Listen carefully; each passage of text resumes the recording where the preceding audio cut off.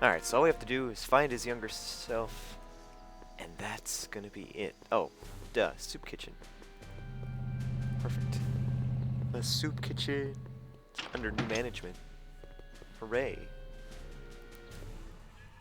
Alright, let's go in here. Let's go back over to the telephone.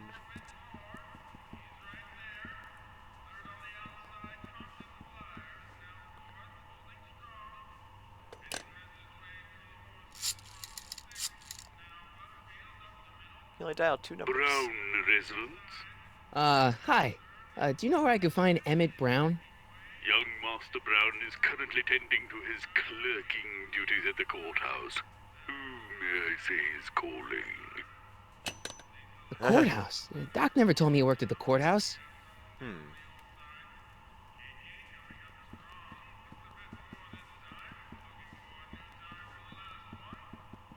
Reserved for charity.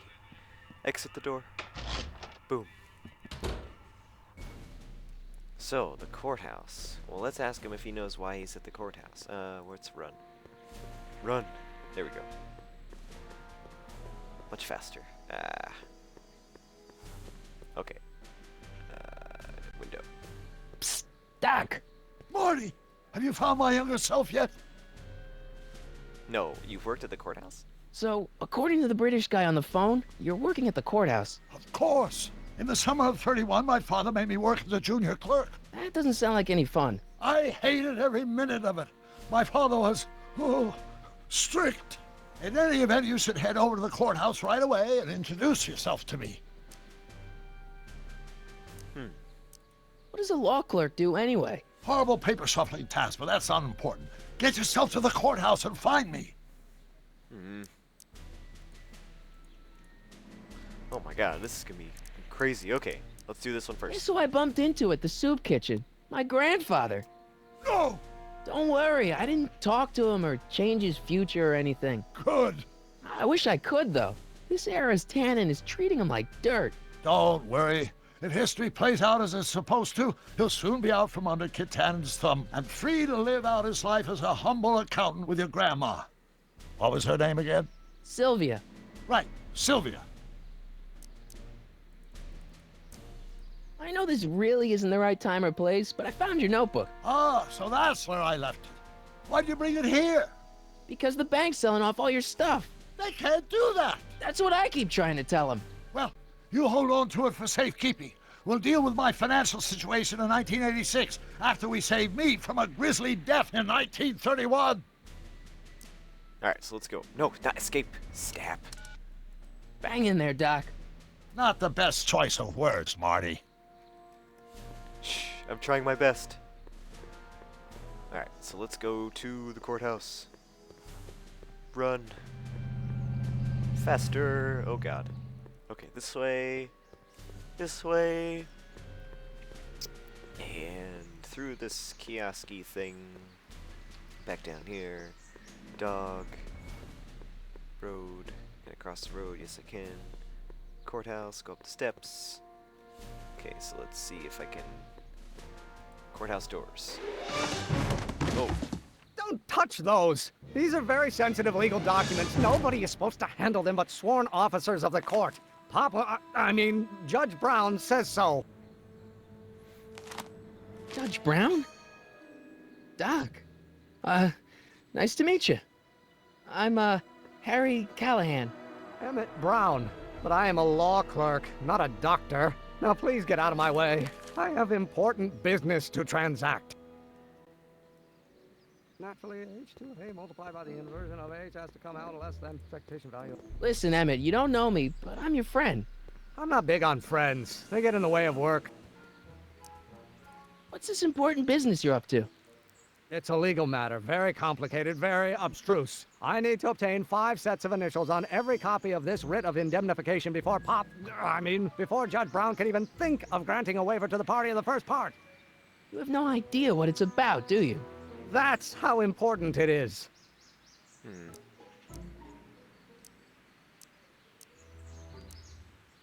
Come on, Doc. Emmett, drop the Legal Eagle Act. I got something more important for you to do.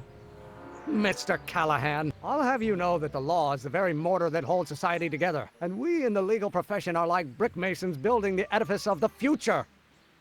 Your dad tell you that? Every morning. So, Emmett, what time are you through with work? Depends. On weeknights, Pop sometimes keeps me in the office till 9. 9 at night? But today's Saturday. Right. So I probably won't get off before 10. Wow. How about you knock off work early and I'll buy you a beer or soda? What do you say? Don't try to tempt me from my duty with sugary beverages. Keeping the wheels of justice turning, that's my one passion in life. Besides, if I left before 8, my pop would kill me. Sounds like you're a little scared of your father. Scared of my father? Pop is the most learned, just, incorruptible judge that Hill Valley has ever seen. The only people scared of Judge Brown are people with a dark secret to hide. And I don't have a dark secret to hide. Listen, I understand you're working on a new invention in your lab. Invention? You must have me mixed up with somebody else. I'm in law. I have absolutely no interest in science. By the inverse of A, my... Come on, wait up a minute. You again? Can't you see I'm busy? Okay, so you don't want your old man to know. That's fine. Listen, we all keep secrets. But I'm telling you, you can level with me about this science project of yours. I am not a scientist. Go ahead, ask me what E equals. What does E equal? I have absolutely no idea. See? I don't know where you got your information from about me, mister, but you're wrong, wrong, wrong. Oh, let's start over. Force equals mass times acceleration, of course. That's Newton. But how many newtons are required to maintain a constant mass if acceleration is reduced by the inverse? I need help.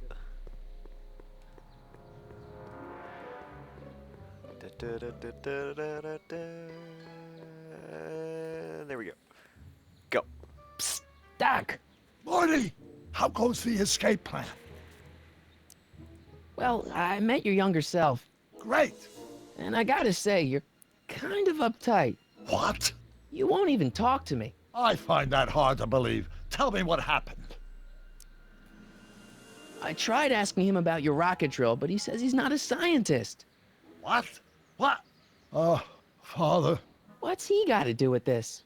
In 1931, I was still deathly afraid of my father discovering the truth about my scientific predilections, so I carefully kept them under wraps, practicing science at odd hours, away from his prying eyes. That sucks. It sucked a lot.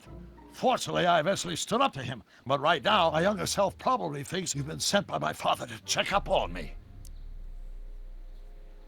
What do I do to convince Teen Doc that I'm not a spy? I'm not sure. Why does your younger self mutter all the time? Muttering? Why would I be muttering? I never mutter unless... The Hill Valley Expo! The expo? Yes, the Expo! How could I have forgotten? In a few months, the younger me will put on a demonstration at the Hill Valley Exposition, my first public foray into the world of science. Everyone in town will be there, including a number of noted inventors who shaped my career. So, it was a big success? No, it was a miserable failure, but it was a spectacularly miserable failure, one which marked my transition from an amateur garage scientist into a professional seeker of truth.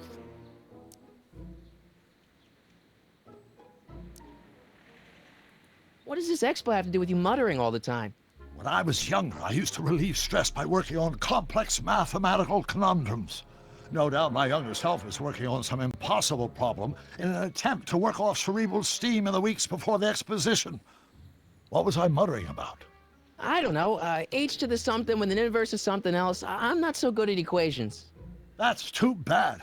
I bet if we could solve my younger self's problem, he'd be more inclined to listen to you. Alright, well, what's he muttering about? Let's talk about your younger self's problems later. Okay, but don't forget, we're on a bit of a deadline here. Alright, let's go find him. Find out what he's muttering about. Go. Run faster. It's more jogging, not running. So, oh, he's going back in the door. Go. Go. Go. God, this feels like I'm waiting for molasses to come out of a jar.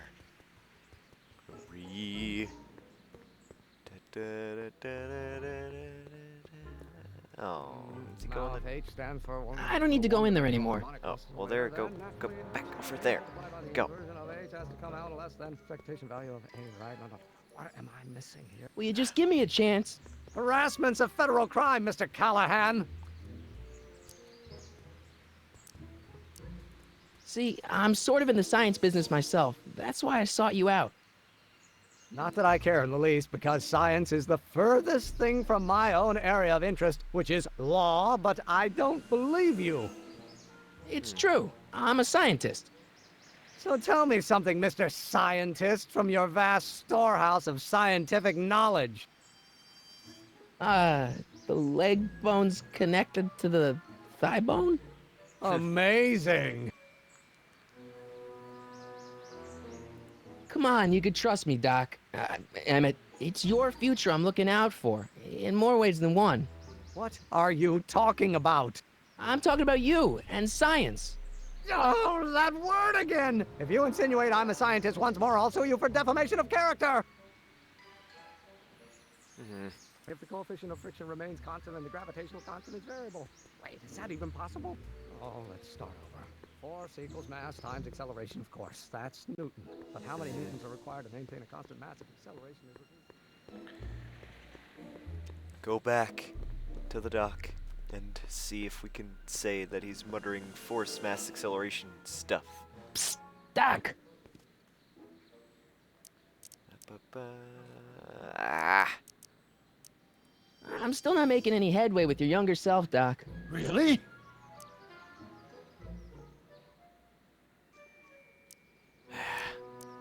You know, your younger self seems really dedicated to the law.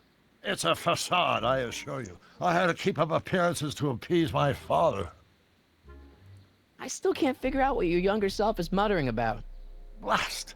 If only I could hear him myself. The tape recorder. The tape recorder. The tape recorder. Let's talk about your younger self's problems later.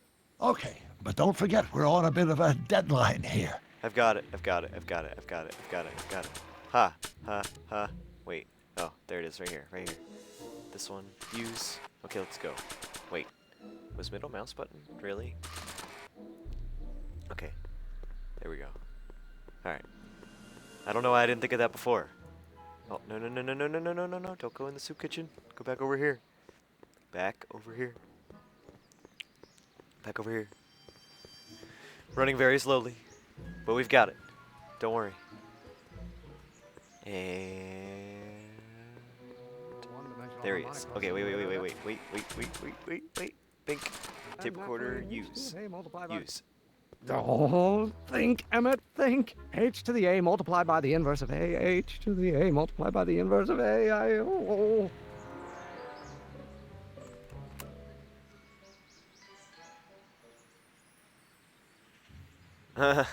H to the A multiplied by the inverse of A might well be equal to A's expectation value, only if the coefficient of friction remains Awkward. constant and the gravitational constant is variable. Alright, so now that we've got the tape recorder, we can go back over here to the jail. Which why we have to walk across the street every single time is beyond me. Okay, back over here, and inventory, and tape recorder, and use it on the window. So, Doc, does this ring a bell? Oh, think, Emmett, think. H to the A multiplied by the inverse of A. H to the A multiplied by the inverse of A. Good grief! Is that me? I sound so... Young? I was gonna say intense. I forgot how wound up I used to get. Yeah, but what are you muttering about? Oh, that's easy. It's Ivanov's conundrum. Just tell my younger self that H equals a Hamiltonian operator. Won't giving him the answer mess up the time stream? Only if it turns out that reality is actually nothing more than a holographic illusion created by the interplay of subatomic particles on a vast two-dimensional membrane.